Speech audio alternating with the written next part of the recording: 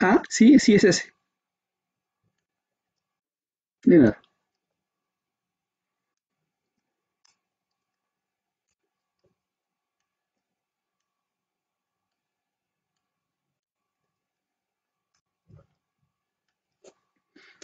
Muy bien, vamos a empezar con este ejercicio.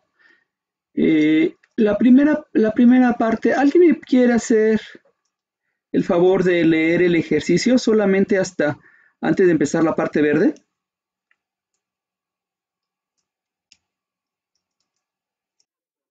Por favor.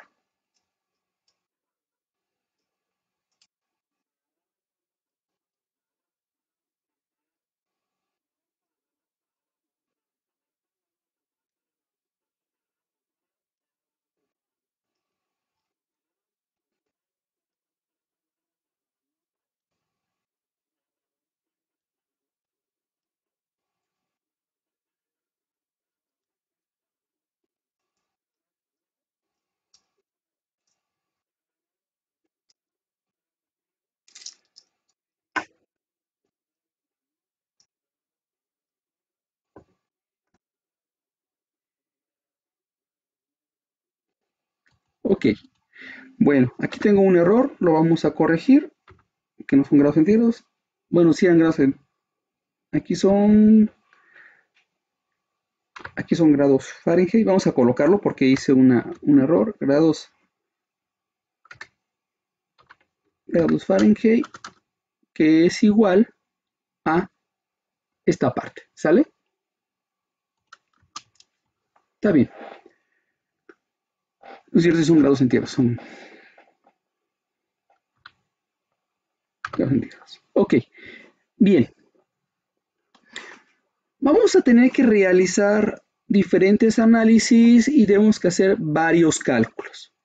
Primeramente vamos a intentar identificar si yo requiero un sistema de refrigeración o un sistema de enfriamiento. ¿Ok?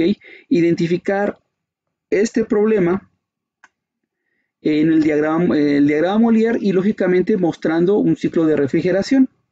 ¿Uh? Calcular el porcentaje de vaporización o ver, decir cuál es el porcentaje de vaporización que nosotros tenemos. Calcular el efecto refrigerante, ¿sí? Calcular el trabajo adiabático, calcular el trabajo, déjame permito, el trabajo real basándonos en la eficiencia adiabática, calcular el trabajo, otra vez dice calcular el trabajo de real, ya finalmente como un resultado total, calcular la cantidad o el calor que se requiere para la condensación, ¿sí? Tenemos que retirar, y calcular la eficiencia del ciclo. Finalmente vamos a tener que elaborar un diagrama de flujo de proceso y lógicamente un pequeño balance de masa y energía. ¿Qué es lo único que tenemos que hacer? Es pasar lo que ya hicimos en un pequeño diagrama. No hay más que, no hay mucho trabajo que hacer aquí. Bueno, para lo cual vamos a empezar primeramente en definirnos qué es esto, ¿no?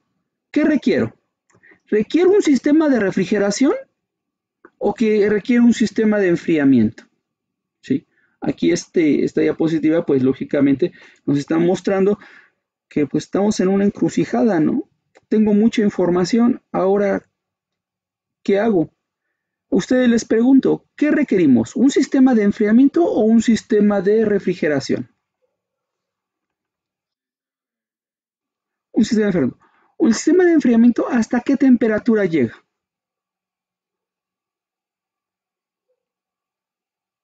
¿Se acuerdan la primera clase con la que vimos la diferencia entre sistema de refrigeración y sistema de enfriamiento? ¿Qué requiero? ¿Sistema de enfriamiento o sistema de refrigeración? ¿Cuál es el parteaguas de esta situación? ¿No? Ok. La encrucijada se resuelve bien fácil, ¿sí? Los sistemas de enfriamiento vamos a utilizar los fluidos normales y disponibles en el medio ambiente. ¿Cuáles? El agua y el aire. ¿Ok? ¿Y hasta qué temperatura pueden alcanzar? pues hasta la temperatura ambiente. Entonces, cuando yo voy a utilizar un sistema de enfriamiento, debe de estar a una temperatura superior, o tengo que alcanzar una temperatura superior a los 30 grados centígrados. ¿Sí? Y cuando yo voy a utilizar un sistema de enfriamiento, ¿sí?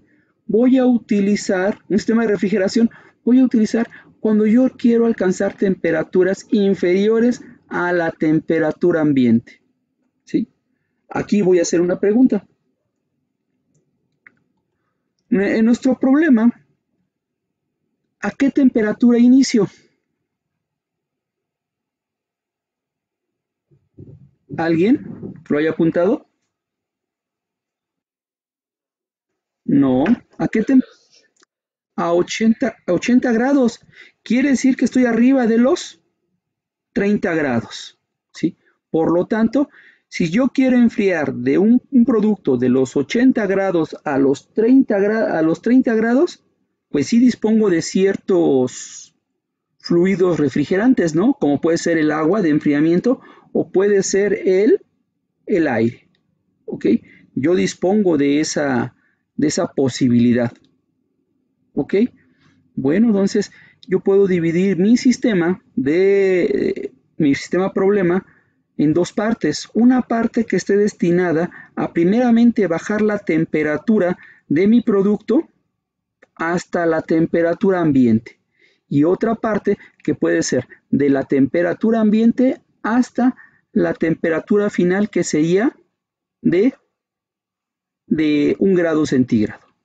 Ok, si nosotros vemos esa situación, ¿qué es más caro? ¿Un sistema de refrigeración o un sistema de un aeroenfriador o un sistema de con agua de enfriamiento? ¿Qué es más caro?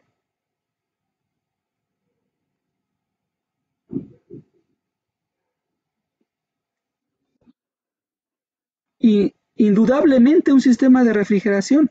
¿Por qué? Porque viene implícito un equipo muy grande, muy caro, que es el compresor. ¿Ok? Por lo tanto, aquí vamos a tomar en cuenta esta situación. ¿Sí? Entonces puedo decir que mi problema lo puedo hacerlo más pequeño simplemente haciendo mi proceso de análisis, no solamente siguiendo el ejercicio, sino buscando un mejor diseño de un sistema.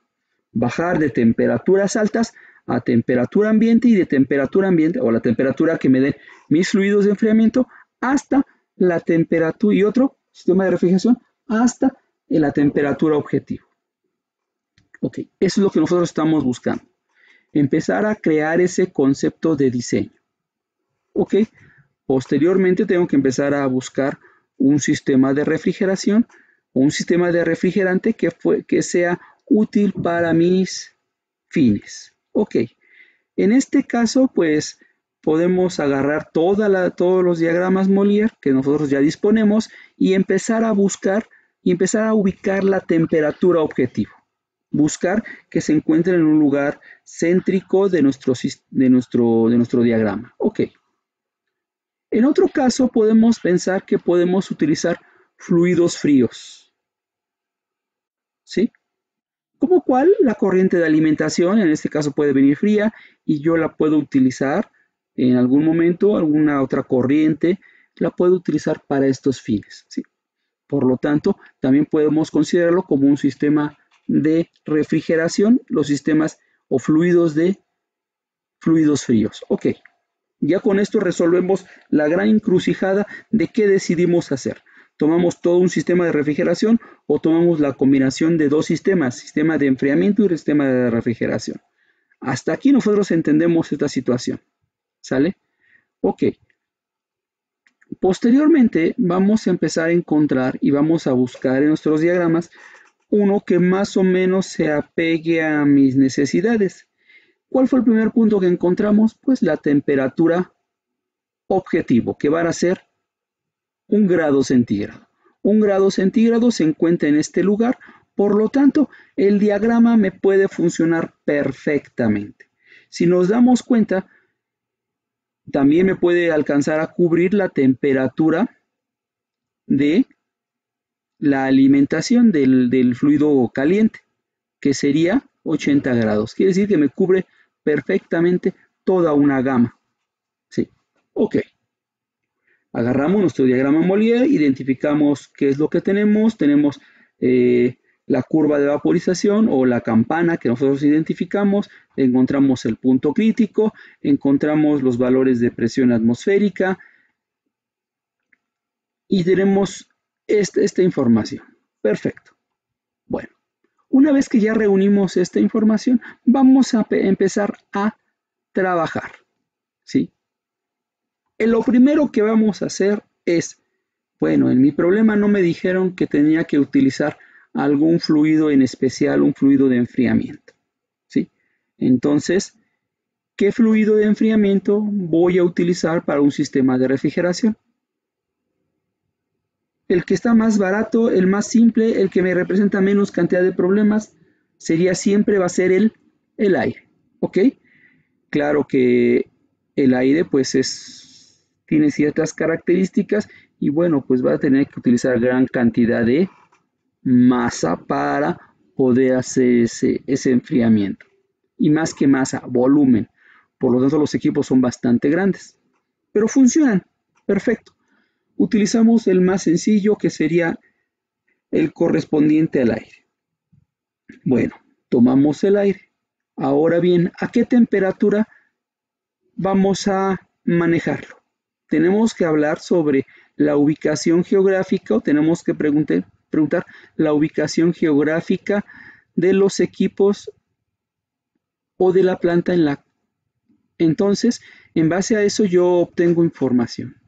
Y en este caso, y en la Ciudad de México, y en México casi en general, para la industria de refinación, siempre por diseño consideramos una temperatura máxima de operación de los equipos que trabajan con aire, una temperatura de 40 grados centígrados, considerando la eventualidad suprema de que se llegue a esa condición climatológica. Lógicamente, no es lo mismo que yo coloque esto en el sureste que lo coloque en el norte de la ciudad, el norte del país, como en el caso de Sonora, en el cual podemos llegar casi a la temperatura casi de 50 grados, como caso crítico.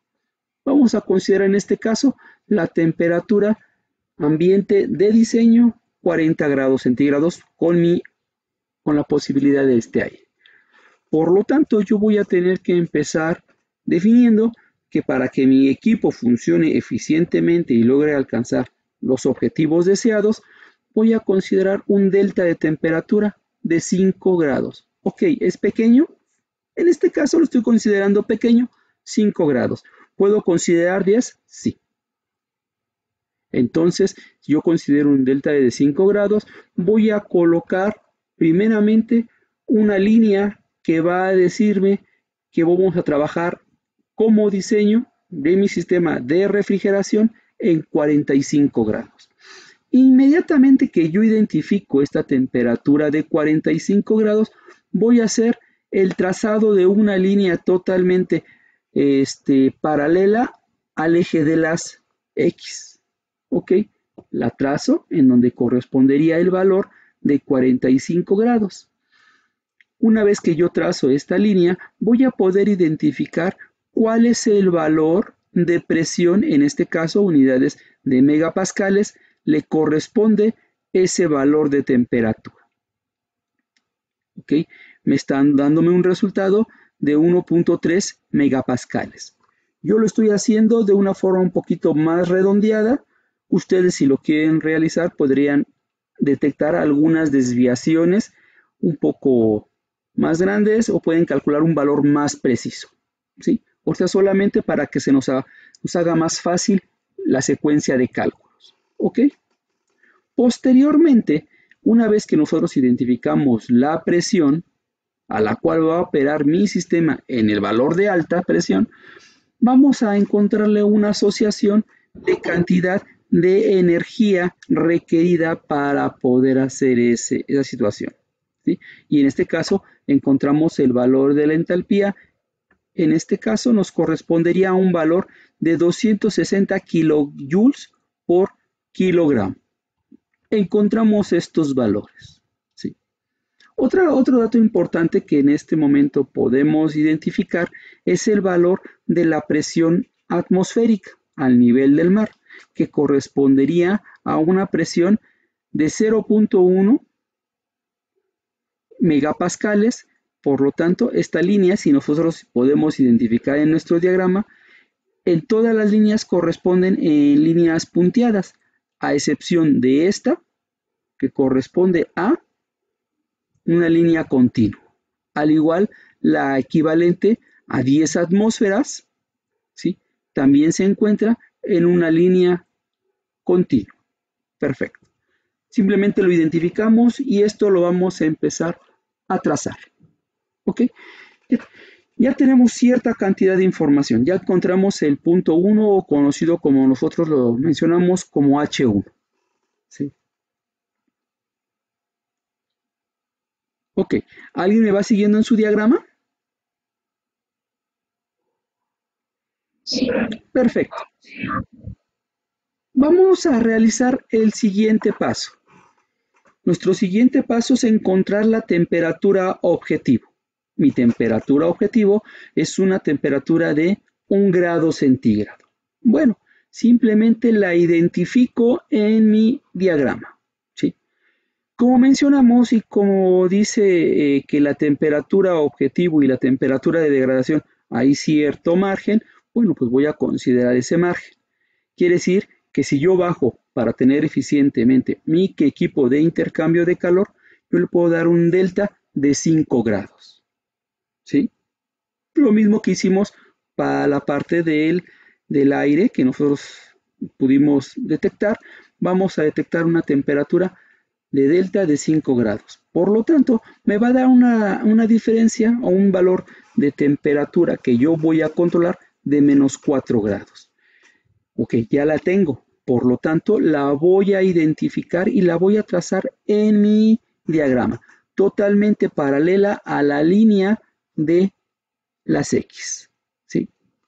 Esta línea la voy a trazar y entonces voy a poder encontrar un punto, una línea, y voy a encontrar una presión. ¿Sí? Esa presión, en este caso, es de 0.28 megapascales, que sigue siendo una presión arriba de la atmosférica. Ok, funciona perfectamente, porque en cierto momento voy a generar que cuando se genere una fuga, va a irse directamente a la atmósfera. ¿Sale?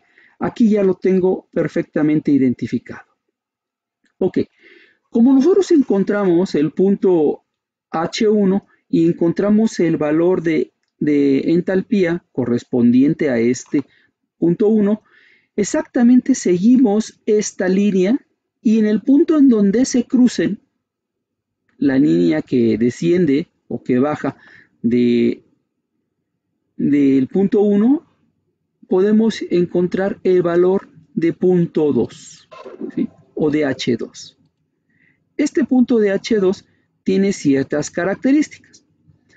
Es exactamente el mismo valor de entalpía que tiene H1, ¿ok? Tiene diferente valor de presión y también podemos identificar algo que es importante. Y esto correspondería a la cantidad o el porcentaje de vaporización que tiene nuestro producto durante esta etapa de expansión. ¿Ok? La etapa de expansión podemos encontrarla en este punto y estamos diciendo que está ligeramente arriba del 30%, ¿sí? O el punto 3 de vaporización, ¿sí? Podemos decir que sería un valor de 30 y les gustaría 32 o 31% de vaporización. Ponle 33% de vaporización. ¿Les parece justo? Simplemente ya identificamos una de las cosas que nos está pidiendo nuestro proceso. Dime qué porcentaje de vaporización tenemos. En este caso, tenemos un porcentaje de vaporización del 33%. Ya identificado perfectamente, bueno, ya podremos pasar a nuestra siguiente etapa. Nuestra siguiente etapa es algo un poquito más sencilla. ¿ok? Y en este caso vamos a encontrar el punto correspondiente a H3. Simplemente seguimos la línea que habíamos trazado para la temperatura de control, que serían menos 4 grados centígrados, ¿sí? Y hasta encontrar el punto donde se encuentra exactamente en la campana, ¿sale? En este punto podemos encontrar el valor de H3, así lo denominamos. Pero a este H3 le va a corresponder de forma directa una determinada cantidad de entalpía, ¿sí? Si nosotros vemos exactamente el diagrama, nos damos cuenta que exactamente en donde empieza, donde está la campana, hay un punto de equilibrio. ¿Qué quiere decir? Que ni es totalmente el gas, ¿sí? Por lo tanto, en cualquier cambio de temperatura, cualquier cambio de presión que se pueda presentar por desequilibrios, podemos tener cierta cantidad de gas, pero el líquido, perdón. Y estas gotas de líquido no pueden ser alimentados a los compresores. Por lo tanto, se presenta una problemática de diseño, ¿sí? ¿Qué es lo que hacemos? En este caso, yo voy a recorrer lo mínimo posible, que sería a lo mejor 1 grado centígrado, fuera de la campana. ¿Sí? Yo ahorita en este caso seleccioné una cantidad de entalpía para poder hacer mis cálculos y que sean claros, de 400 grados, de 400 cantidad de energía de entalpía, ¿sale? De ese modo me salgo tantito de la campana. ¿Me es funcional? Me es funcional, ¿sale? Ok, eso es lo que yo estoy intentando hacer para finalmente no estar utilizando valores exactos y los cálculos se vuelvan más complejos. Vamos a utilizar este valor de 400, ¿ok? Bueno, nosotros para saber cuánto es la cantidad del efecto refrigerante disponible, simplemente es identificar y hacer la operación de H3 menos H2. Eso lo conocemos como el efecto refrigerante, o bien la cantidad de energía por kilogramo de refrigerante que puede retirar de un proceso. ¿Ok? Hasta aquí nosotros podemos identificar esa parte. ¿Queda claro? Sí. Ok. Muy bien. Ahora bien, lo que vamos a hacer es, evidentemente requiero ya empezar a hacer un cálculo. El cálculo que yo voy a hacer es la cantidad de energía que requiero que mi proceso disipe, ¿sí? ¿Y a quién le va a quitar ese calor? Pues al producto lácteo. Ok, el producto lácteo ya tiene ciertas cantidades de energía. Las tiene un valor de Cp, del producto lácteo, ya tenemos una determinada cantidad de masa y tengo un delta de temperatura, ¿sí? En este caso especial vamos a utilizar toda la cantidad de energía que podemos disponer de nuestro sistema, ¿ok? O sea, voy a enfriar mi producto lácteo desde la temperatura de 80 grados hasta 1 grado centígrado. Eso es mi objetivo, ¿sí? Ya estamos viendo que podemos hacer el proceso más eficiente. ¿Estamos? Si yo quiero hacerlo mucho más eficiente, lo que tendría que hacer es dividirlo en dos secciones. Uno para la sección de enfriamiento y lo otro para la sección de refrigeración.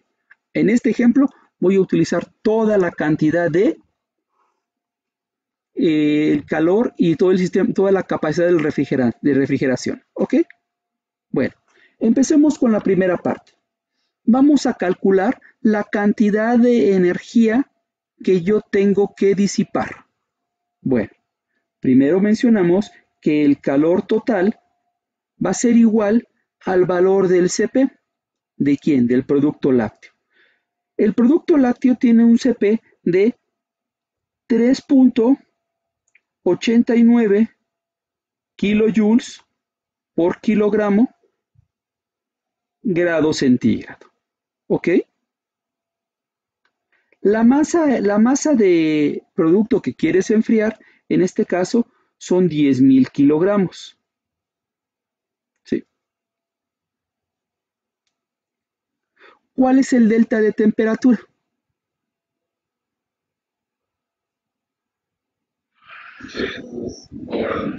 79 grados. ¿Por qué? Yo quiero enfriar de una temperatura de 80 a 1 grado centígrado. Simplemente a 80 le quito 1, me queda 79. ¿Ok? ¿Alguien me quiere realizar la operación y decirme cuánto es el valor de energía que yo voy a requerir disipar?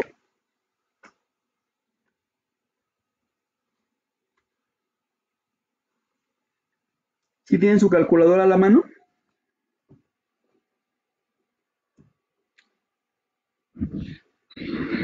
Perfecto. ¿Me quiere ayudar con este cálculo? Yo le voy dictando los valores.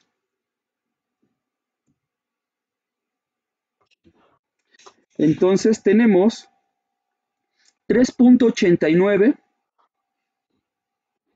por 10.000 por 79.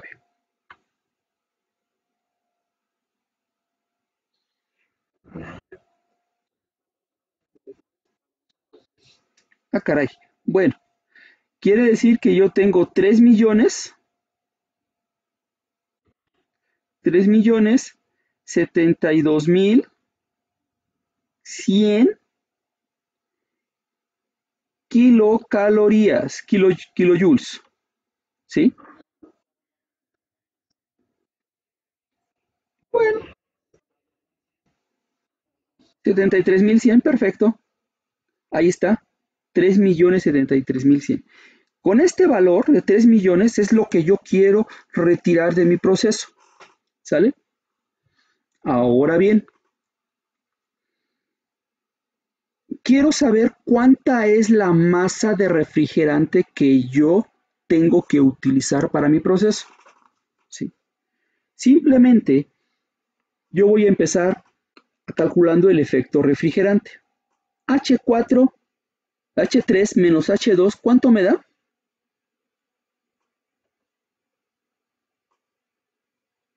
Que sería el valor de 400 menos 260. 140. Excelente. Ok, yo viendo esta ecuación, ya puedo decir que la masa de refrigerante es igual al calor que yo tengo que disipar, ¿sí? Entre el efecto refrigerante. Entonces yo tengo los 3.073.100, ¿sí? Kilojoules entre, esto es por hora, entre entre los 140. Ahí me va a decir la cantidad de refrigerante que voy a utilizar. ¿Cuánto es?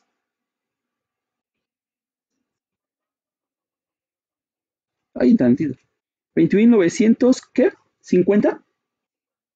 Perfecto. Nos quedamos con ese numerito porque ya los puntitos adicionales ya son muy pequeños, ¿va? Estamos hablando de que ya tengo la cantidad de refrigerante que tiene que circular en todo el sistema, ¿sí? Para poder lograr enfriar 10.000 kilogramos de un producto lácteo de una temperatura de 80 a 1 grado centígrado. Perfecto, ya tenemos bastante información y tengo la masa de refrigerante. Ok, y esta masa de 21.950 correspondería a kilogramos por hora. Excelente. Muy bien, ya tengo mucho más información, ¿sí? Vamos a pasar a la siguiente etapa. La siguiente etapa es encontrar el valor de H4'. ¿Ok? Aquí tenemos dos formas de hacerlo. Una es utilizar las escuadras y la otra es utilizar los medios digitales. A mí me gustan un poco más los medios digitales porque las escuadras casi siempre, pues no dispongo de las escuadras muy bien cuadraditas, pero las podemos, se pueden mover y generar ciertos disturbios. En este caso yo lo que utilicé fue encontrar el punto H3, ¿sí? Y hago un trazado de unas líneas, miren, las estoy moviendo en este momento, si ya ven que la saqué, ¿sí? En este caso en PowerPoint y en otros programas lo puedo hacer de la siguiente manera, ¿sí? Me voy a diagrama, a insertar, ¿sí? Me voy a la parte de formas y agarro una que se llama una forma libre. La selecciono y me ubico en la línea que se encuentra antes del punto H3. Y empiezo, me pongo encima de la línea que voy a tratar de entropía y la voy a empezar a marcar lentamente, exactamente encima de la línea. Con toda la calma del mundo. A veces estoy un poco más desesperado, pero hoy lo voy a intentar hacer con calma. Okay.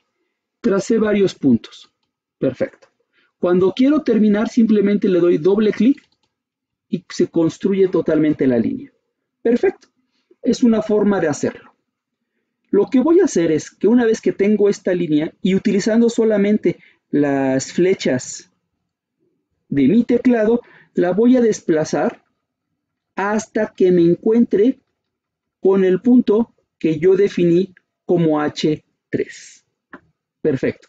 Nos damos cuenta que sigue una perfecta pendiente, ¿sí?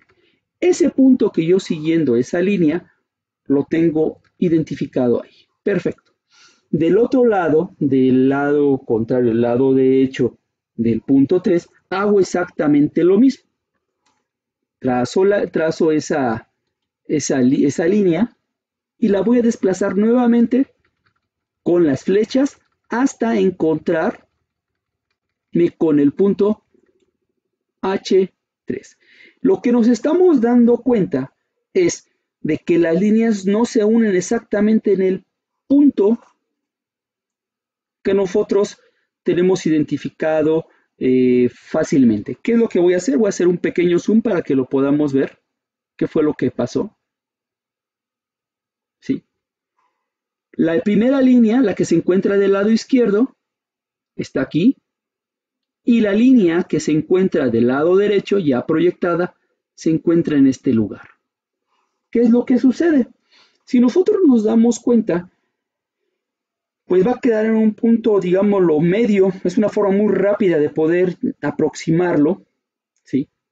Porque ni siquiera se va totalmente a la derecha, ni siquiera se va totalmente a la izquierda. Lo que hago es simplemente coloco las dos líneas y veo en cierto modo la proyección que está o la cercanía con la derecha, con la línea derecha o con la línea izquierda. Y en ese lugar intento reproducirlo.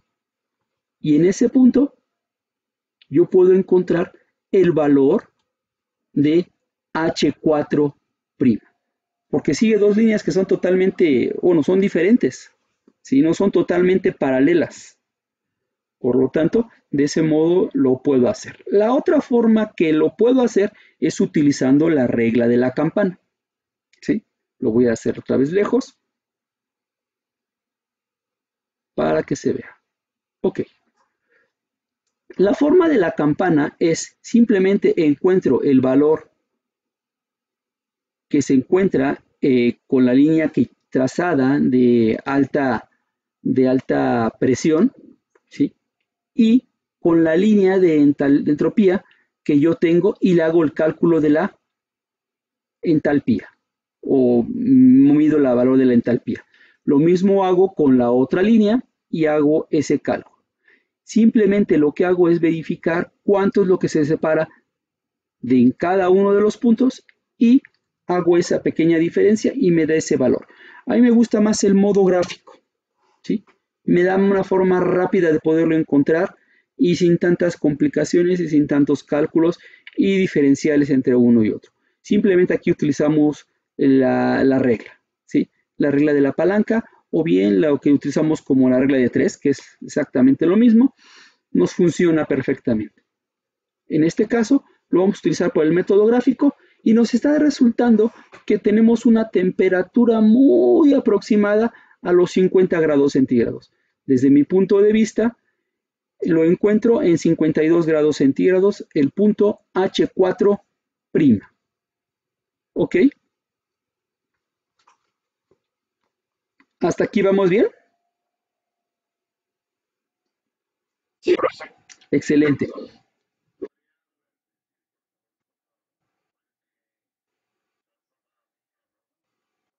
Perfecto. Voy a trazar, voy a acercarme para que lo podamos ver lo mejor. ¿Se ve bien ahí?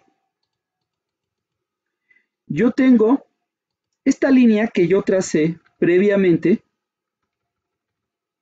¿sí? Con la herramienta de trazado de líneas, en este caso estoy utilizando PowerPoint. Pueden utilizar Foxy, también es muy bueno, nada más que de repente se botó la canica, pero como la imagen, como esta presentación ya la tenía en PowerPoint, pues lo estoy utilizando en este. Ok, voy a pensar que no tengo esta línea roja, ¿sale? Y quiero identificar ese punto. ¿Qué es lo que voy a hacer? Voy a tocar la línea que se encuentra del lado izquierdo, ¿sí? Y es la que voy a mover simplemente con las flechas del teclado. La muevo lentamente hacia el lado derecho, la continúo moviendo hasta encontrar el punto en donde se une con H3. Ahí está. ¿Sale? Creo que es por acá. Ahí está, H3. Ahí está. Posteriormente lo que voy a hacer es trazar la línea que se encuentra del lado derecho y lo mismo voy a hacer, la voy a agarrar y la voy a desplazar ahora con las flechas que van hacia el lado izquierdo, hasta encontrar con el punto de H3. Ahí está. Nos damos cuenta en esta área que están separadas, ¿sí? No están juntas. Nos vamos a dar cuenta que nuestra línea de lado color, el color que será un verde medio raro, ¿sí? Es la que más se acerca en nuestra curva, ¿sí? Está más próxima. Si nos podemos dar cuenta, nosotros podemos decir que la línea que vamos a marcar en color rojo, en este caso por una flecha, ya que la quité, ¿sí? Va a empezar en H3 y tiene que proyectarse a un punto, puede ser con cierto porcentaje de preferencia hacia la línea que se encontraba del lado izquierdo. Simplemente de ese modo yo encuentro el valor de H4'. Simplemente hago esa proyección siguiendo esa línea y ese punto. ¿Sale? Sí, fue lo que hice. ¿Sí vieron lo que hice? Y ese valor que yo tengo. ¿Por qué la puse más pegada de esta línea? Porque físicamente se ve más pegada de este lado que de este lado. Simplemente lo que hice fue reducir el área de donde se va a presentar este movimiento. Entonces ya lo tengo más ajustado el sistema. ¿Sale?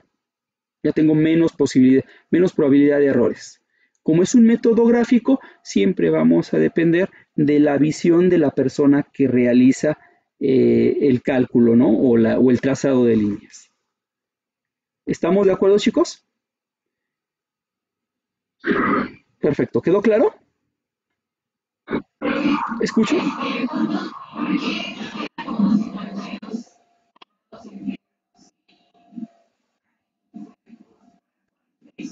Ay, mira, aquí está la línea. Esta línea es de 45 grados, pero dentro de la campana, ¿sí? Estas líneas que están aquí, esta línea que dice 50, es 50 grados centígrados, ¿sale? Viene de este modo, está en 50 grados centígrados dentro de la campana, pero saliendo de la campana empieza a moverse ya no en forma paralela a las X, sino empieza a tener una pendiente hacia abajo, empieza a bajar, que es esta. ¿Sí? Esta es la línea de 50 grados. ¿Sí? Entonces, yo estoy ligeramente entre la línea de 50 grados y la línea de 60 grados centígrados, ¿sale? Quiere decir que yo hice nada más un estimado diciendo que la temperatura en este punto serían 50 grados, ¿sí? Entre este punto y este punto son los 10 grados, 50 y 60, ¿sí? Yo estoy ligeramente desviado hacia la temperatura de 60 y no estoy llegando a los 55. Yo estimé que el valor era de 55 grados centígrados. Y es lo que realmente sucede, ¿no? Cuando tú comprimes un gas, ¿qué sucede con la temperatura? Se incrementa, ¿sí? Se incrementó desde la temperatura de menos 4 grados centígrados, se incrementó hasta una temperatura de, en este caso estoy detectando una temperatura de 52 grados. ¿Ok? ¿Quedó claro? Excelente, gracias. Regreso y entonces ya tengo esta información. Perfecto. Aquí tengo un dato más que podemos utilizar, ¿sí? Simplemente es una regla de dedo para poder determinar la cantidad de energía o caballos de fuerza que se requieren para este momento. ¿Qué hacemos? Decimos H4'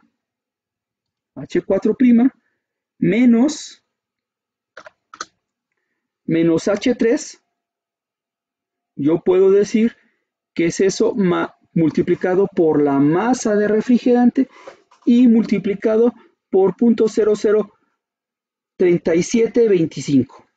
Simplemente con eso yo obtengo la cantidad de caballos de fuerza que se requieren para generar ese sistema de compresión, ¿sale?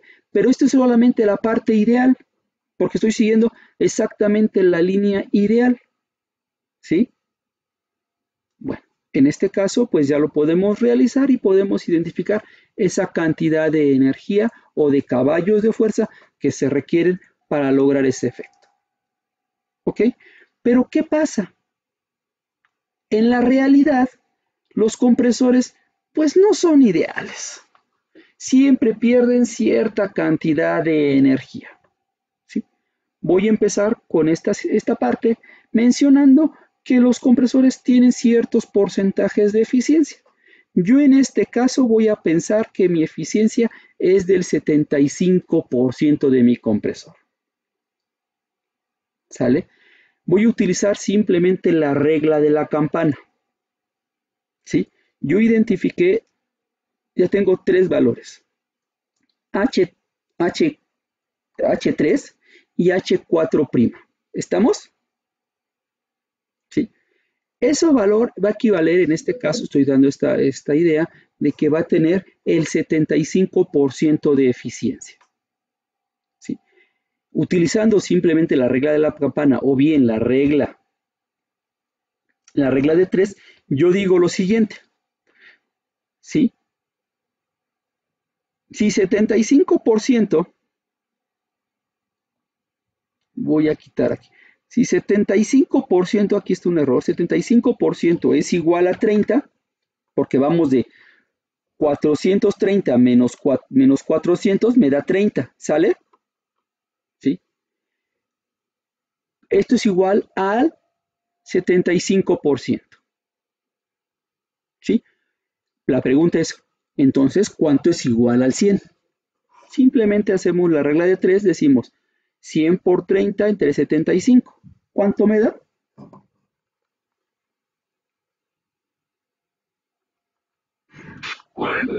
40. Ok, 40. Ese 40, si yo inicio otra vez desde el punto H3 y tengo que utilizar ese valor de 40, serían 440. Ahora lo hago al revés. Primero encuentro el valor de H, entalpía, y después proyecto la línea hasta encontrarme el valor de presión o de presión alta, ¿sale?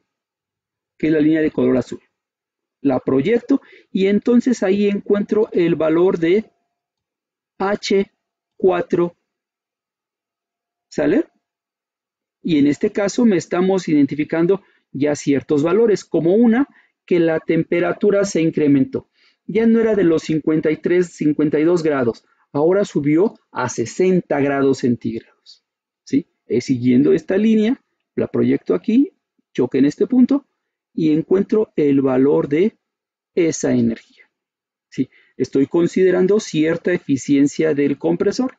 Solamente utiliza el 75% y el 25% es energía que se pierde por disipación, se pierde por la fricción, se pierde por transferencia con el medio ambiente, se perdió energía. ¿Sí?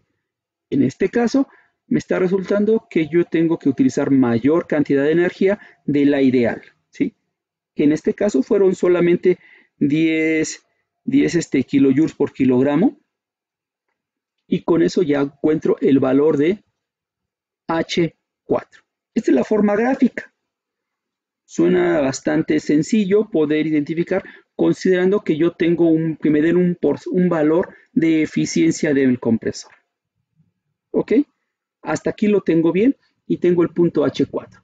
Ahora bien, encontrando este valor de punto H4, yo puedo llegar a identificar la cantidad de energía que quiero para poder volver a pasar este gas que yo tengo a una temperatura de 60 grados y una presión de 1.3 megapascales, pasarlo a estado líquido y poder de ese modo volver a establecer todo el circuito o el sistema de refrigeración. ¿Sí? En este caso vamos a considerar lo siguiente. Yo tengo dos efectos. Uno que es el calor sensible y otro tengo el calor latente. El calor sensible correspondería a la temperatura de 60 grados hasta llegar a la temperatura de 45 grados centígrados. ¿Sí? Exactamente antes de entrar a la campana. ¿Sí? Eso lo llamamos calor sensible y está definido por la ecuación de este tipo de calor, que sería utilizando el Cp, la masa y la diferencial de temperaturas. Ok. Posteriormente tengo que irme a la área de calor latente. En este caso utilizo el calor latente de vaporización, que sería el valor de entrada de la campana hasta el fin de la campana. ¿Sí? Y lo tengo que multiplicar por la cantidad de masa de refrigerante que yo esté utilizando. En forma global, la suma de los dos calores me va a dar el calor total que yo tengo que disipar al medio ambiente. En este caso, y tomamos el ejercicio de considerar aire. Y el aire debe tener ciertas características. El aire, por diseño, lo consideramos a una temperatura de 40 grados centígrados. ¿Sí? Pero no voy a sacar tengo que tener un punto de referencia a la salida del aire, ¿sí? En este caso, con la finalidad de no generar daños a diferentes animales y al personal que se encuentra laborando en las instalaciones, decimos que la temperatura de salida, en el caso de aire, va a ser una temperatura de 60 grados centígrados. De ese modo, si alguien pasa o está dando mantenimiento a los equipos de aeroenfriadores, si hay una temperatura de 60 grados, pues sí va a tener cierta afectación, pero no va a ser inmediata. Va a tener cierto tiempo, va a tener que tener cierta protección y cierto tiempo de trabajo para trabajar en esa área. Pero no genero daños severos de quemaduras por contacto inmediato. ¿Sí? Esa es la temperatura que nosotros encontramos. Es una temperatura de 60. Entonces aquí yo ya tengo un delta de temperatura. Como yo conozco la diferencial de temperaturas, conozco el CP del aire. Lo que yo puedo hacer es despejar la masa y poder determinar la cantidad de aire que se requiere para lograr el objetivo de enfriar toda esta masa de refrigerante que viene desde una temperatura de 60 grados y obtener un condensado a una temperatura de 45. Y de ese modo yo ya puedo generar todo, todo el circuito, ya lo tengo completo. ¿Ok? Hasta aquí queda claro. En el caso de yo utilizar agua de enfriamiento, normalmente la puedo utilizar dependiendo de diferentes zonas.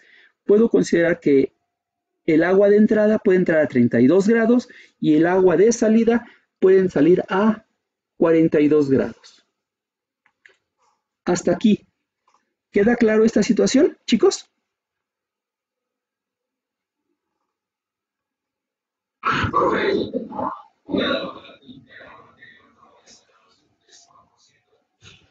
Ah, el 75%, el 75% es una información que en este caso yo estoy proporcionando. No me la dijo, o sea, yo estoy diciendo que la eficiencia del compresor simplemente me la saqué de la manga y yo por un cálculo digo, la eficiencia es 75%, ¿sí? 75% va a equivaler a H3, que a H4' menos H3. Eso es lo que yo considero, ¿sí? Ahora bien, yo quiero conocer cuánto es el valor de la energía total, ¿sí? Considerando el 100% de eficiencia, o sea, reponiéndole ese 25% que no tenía el compresor, la pérdida. Lo que hago simplemente resuelvo la regla de 3 y me da un valor de 40. A 40, a H3 le sumo este valor resultante que es 40 y me daría el valor de 440. ¿Ok? Ok, ahorita vamos a hacer un cálculo distinto. Esto es utilizando el método gráfico, simplemente yo dándote un valor de eficiencia del equipo. Vamos a hacerlo ahora con un compresor seleccionado de una marca, de un proveedor, ¿sale? Y de un tipo de modelo, ¿sale? Vamos a cambiar, porque aquí solamente yo no conozco el modelo del compresor, ni siquiera el tipo de compresor.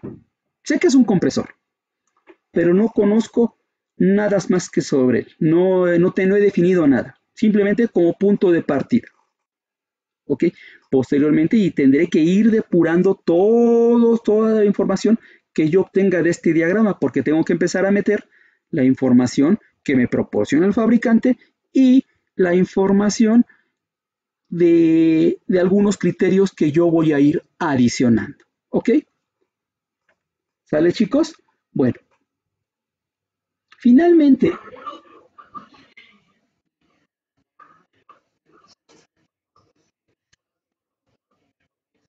32, ¿cuál 32? Perdón. A ver, tú me dices, voy a pasar, ¿sale?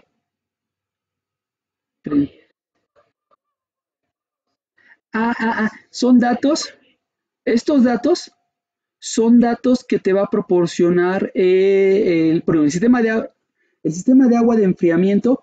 Tienen dos valores importantes para su diseño: temperatura de agua de enfriamiento y temperatura de agua de retorno. Para nosotros es lo siguiente: temperatura de agua de entrada y temperatura de agua de salida. No lo estamos utilizando porque utilizamos aire, ¿sale? Si yo quiero utilizar aire, digo que la temperatura que habíamos calculado en la temperatura de entrada era 40 grados por diseño. Y por diseño y por seguridad del personal, la temperatura de salida debe de ser de 60 grados. Simplemente son valores de referencia para poder obtener mi valor de delta T. Sí, normalmente delta T van a ser para agua, son 10 grados, y para aire son 20 grados. ¿Sale? Ese es casi por regla de dedo, siempre resulta así. Diferenciales de temperatura de agua de enfriamiento son 10 grados y temperaturas delta de temperaturas de entre entrada y salida del aire es de 20 grados. Simplemente es una regla de dedo y se refiere también a las condiciones climatológicas y la disponibilidad de los servicios que nosotros tengamos en la zona en la cual vamos a instalar nuestras plantas. ¿Ok? Sí, no te perdiste, simplemente es información que mencionamos así directamente. ¿Ok? De nada. Ok. Hasta aquí finalmente tenemos toda esta gran información. De aquí vamos a empezar a crear y empezar a diseñar diferentes cosas. Por ejemplo, yo si quiero un tanque de balance, en el caso de líquido, yo voy a considerar un tiempo de residencia para que me dé una forma continua la alimentación de líquido a mi sistema de entre el punto H1 a H2. Lógicamente, entre el punto H1 y H2 hay una válvula de expansión y entonces estas válvulas se les tiene que calcular un valor de CB, que es la característica de flujo que pasa a través de ella. Y en base a ese CB podemos seleccionar y podemos mencionar las dimensiones de la válvula. Entonces tenemos una velocidad del refrigerante o una masa de refrigerante, un volumen del refrigerante y una diferencia de temperaturas entre la entrada y la salida e incluimos algunas características como la gravedad específica. ¿Sí? Otro dato importante que nosotros utilizaremos posteriormente, ya no en este momento, sería hacer el cálculo del área disponible o el área requerida del intercambiador de calor para que pueda tener su efecto. ¿Sí? En este caso tenemos la cantidad de energía, la ecuación es la siguiente, cantidad de energía a disipar, un coeficiente global de transferencia, una área requerida y finalmente vamos a considerar las características de temperaturas del fluido y utilizamos un LMTD, que es una diferencia de temperaturas utilizando una logarítmica. ¿Ok? Simplemente con eso nos podemos empezar a hacer el cálculo ya. Ustedes están tomando la materia de intercambio térmico y estamos diseñando intercambiadores de calor. Por lo tanto, yo ya puedo, con estos datos que vamos a vertir de este diagrama, les puedo solicitar que me diseñen un intercambiador de calor. Sé que es mucho para una sola materia porque estoy combinando dos. No es así, solamente voy a llegar a dar la especificación de requerimiento de energía. ¿Sí? En esta materia solamente voy a dar el requerimiento de energía. Ustedes en la otra materia pueden empezar a hacer los cálculos de este intercambiador de calor. Lo mismo va a suceder con el intercambiador de condensación. Este es para el evaporador y en la parte superior de nuestro diagrama correspondería al calor requerido para hacer un intercambiador de calor para condensación. Hasta aquí yo llego, ¿sale? Bueno, esta es la información que nosotros tenemos reducida. Normalmente los compresores son dispositivos dinámicos que lógicamente están en forma continua trabajando y su función es incrementar la presión. ¿De qué? De un gas. Los compresores son exclusivamente para manejar gases, ¿sí? Pero gases al 100%, no gases en su parcialidad. O sea, que si yo tengo gas con pequeñas gotitas de líquido, no funciona. Porque empieza a generar ciertos problemas denominados, no se llama cavitación, aquí se llama surge, que empieza a generar ciertos golpes de ariete o ciertos golpecitos en los álabes del compresor o empieza a generar acumulación de líquido en las partes bajas del módulo de compresión. ¿Sí? Puede ser el pistón, pueden ser los tornillos, pueden ser las paletas, pueden ser los diafragmas. Esa acumulación genera muchos problemas, resta mucho la eficiencia y genera también cierta cantidad de daños, porque al momento que se comprime, el líquido no se comprime, por lo tanto pierde eficiencia. Pero cuando el compresor se expande para succionar más, genera una explosión. Esa explosión genera cierta cantidad de daños en la parte de la estructura metálica del equipo y ciertos problemas de fatiga. Bueno, aquí nosotros encontramos unas diferentes clasificaciones de los tipos de compresores. No lo vamos a ver en esta clase, vamos a verlo en unas clases posteriores. Ajá. Tenemos compresores que son de desplazamiento positivo y tenemos compresores centrífugos. ¿Sí? En este caso vamos a utilizar unas cartas correspondientes a los compresores centrífugos. También la selección del tipo de compresor dependerá de la masa que estemos manejando y de las características de presión que vamos a requerir. ¿Sí? En este caso las presiones son moderadas, puedo utilizar un compresor centrífugo. Ok.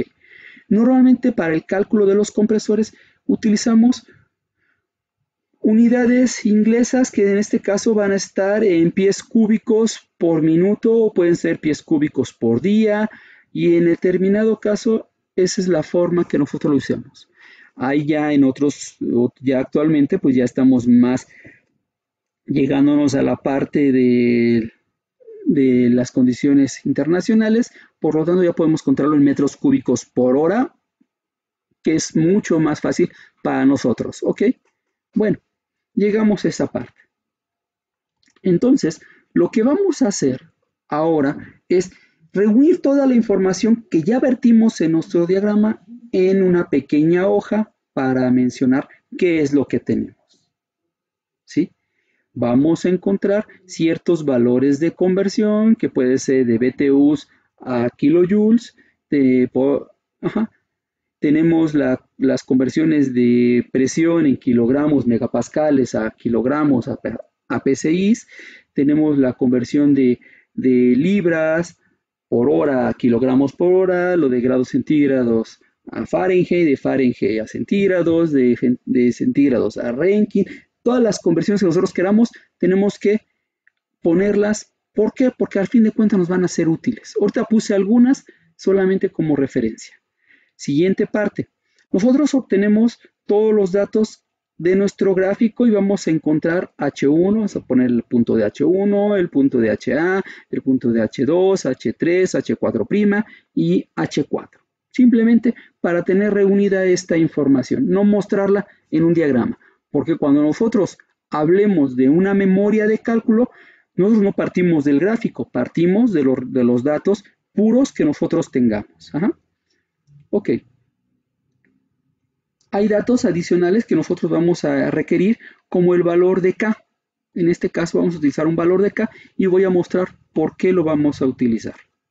Ok. Bueno, chicos, nos damos, ¿qué les parecerá? 10 minutitos para que hagan lo que ustedes estiren sus bracitos, sus piernitas, ajusten un poco sus comentarios, lo que hayan anotado, ¿ok? Y nos regresamos a las 10:30, ¿les parece? Va.